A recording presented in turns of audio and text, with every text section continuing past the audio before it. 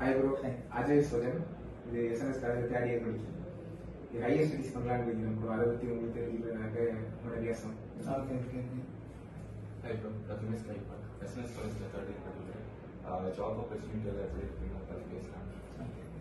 இதில் பெஸ்ட் யோகேஷ் குமார். நீங்கள் தான் 2022 batch passed out batch Mumbai தான்.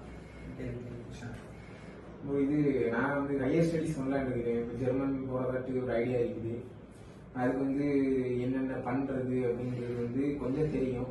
உங்களோட கொஞ்சம் இது உங்களுக்கும் தெரிஞ்ச இது கொஞ்சம் ஷேர் பண்ணிங்கன்னா கொஞ்சம் நல்லா யூஸ்ஃபுல்லாக இருக்கும். நான் இப்போ வந்து நானும் ஜெர்மன் போகணும், ஃபர்ஸ்ட் கனடா போகணுங்கிற பிளான்ல தான் இருந்தேன். பட் இப்போ வந்து கனடாவில் இந்தியன்ஸ் கொஞ்சம் கிரைசிஸாக போயிட்டு இருக்கிறதுனால கனடா பிளான் வந்து கேன்சல் பண்ணிட்டேன். அப்போ வந்து நான் ஜெர்மன் போகலான்னு ஃபர்ஸ்ட் பார்த்தேன். இப்போ வந்து எனக்கு டைம் மேனேஜ்மெண்ட் கொஞ்சம் கம்மியாக இருக்கு. டைம் இன்னொரு 6 to 7 months நிறைய இது ஸ்பெண்ட் பண்ற மாதிரி இருக்கும். நான் இப்போ ஜெர்மன் போகிற மாதிரி இருந்துச்சுன்னா அதனால வந்துட்டு நான் ஜெர்மன் மீட் பண்ணிட்டு யூரோப்பியன் கண்ட்ரிஸ், செங்கன் கண்ட்ரிஸ்ன்னு சொல்லுவாங்க, 27 கண்ட்ரிஸ் இருக்கு. அதில் வந்து அதாவது ஜெர்மன் எல்லாமே அதுக்குள்ள வரும். நிறைய கண்ட்ரிஸ் இருக்கு. ஜெர்மனுக்கும் எனக்கு வீசா கிடைச்சிடும். நான் வந்து லித்வேனியான்னு சொல்லிட்டு ஜெர்மன் பக்கத்தில் இன்னொரு கண்ட்ரி இருக்கு. அந்த கண்ட்ரிக்கு வந்து இருக்கிற யூனிவர்சிட்டிக்கு ஒன்று போகலாம். வில்னியஸ் டெக்னிக்கல் யூனிவர்சிட்டின்னு ஒன்று இருக்கு. அந்த யூனிவர்சிட்டிக்கு வந்து அப்ளை பண்ணியிருக்கேன். அது மூலியமா நான் வந்து ஜெர்மனுக்கு வந்து டிரான்ஸ்ஃபர் எக்ஸ்சேஞ்ச் ப்ரோக்ராம்னு சொல்லுவாங்க. எக்ஸ்சேஞ்ச் ப்ரோக்ராம் வச்சு ஜெர்மன் போய்க்கலாம். அந்த மாதிரி ஐடியாவில் தான் இருக்கேன். நீங்க இப்பவே உங்களுக்கு ஐடியா இருக்குன்னா நான் சொல்றேன். அதான் என் சீனியரும் ஒருத்தர் இதே மாதிரி தான் ஜெர்மன் லாங்குவேஜ் பண்ணிட்டு இருந்தாரு. அவர் இப்போ வரைக்கும் எதுவுமே பண்ணாம தான் இருக்காரு, எங்கேயும் போகாம இருக்காரு. அவர் இன்னும் ஜெர்மன் படிச்சுட்டு தான் இருக்காரு.